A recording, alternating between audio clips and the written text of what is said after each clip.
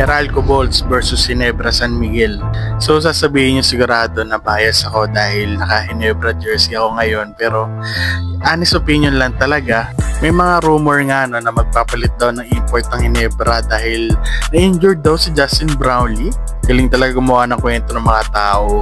Pero sabi nga diba ng commentator sa PBA na cramps lang daw yung nangyari kay Justin Brownlee, hindi talaga siya serious na injury. Pag si Tim Cone nga yung coach, alam nyo ng short rotation kaya mabababad ka. So yun na nga, nag-overtime, tapos yun na, nag-cramps na si Justin Brownlee. Hindi niya nakinaya hanggang dulo kaya natalo din sila. Sige, papatulan natin yung mga rumors na si Miles Powell daw ay papalitan si Justin Brownlee. Magpalit man ng import o hindi itong Ginebra San Miguel sa Game 1, feeling ko ang mananalo dito is Meralco Bolts.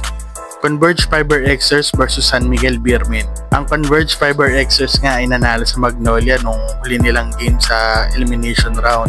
Ang reward nila is makakalaban nila ang San Miguel Beermen na sobrang hirap kalaban. Pero yun nga, kung serious yung injury ni Jordan Adams ay magpapalit sila na import.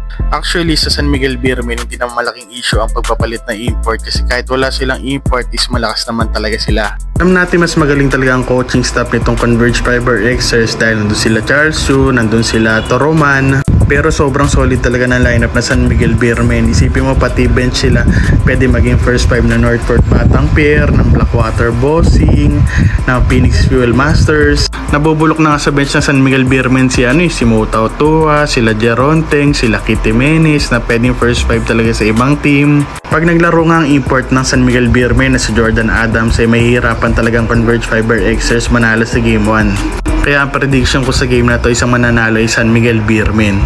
Kung tataya kayo sa Converge Fiber Xers, feeling ko mga plus 10 dapat kayo or plus 8. Ganon din sa San Miguel Beermen, kung solid fan kayo, feeling ko mag minus 8 kayo or minus 10. So pa-edit na nga ako guys ng video nang meron lumabas na news. Si Jody Vance nga ibabalik na sa PBA at maglalaro sa Ginebra. So nakakagulat nga yung news na yun, no? Alam naman natin na retired na talaga si Jody Vance. Ang tanong nga guys, kung condition ba talaga si JDB. Pero hindi naman siguro ibabalik ni Tim Cone to kung hindi naman siya magagamit at ibabangko lang siya. Eh di sana nilagay na lang si Jody Vance sa coaching staff. So kung condition nga talaga si Jody Vance, malaking chance ang manalo Ginebra dito sa Game 1.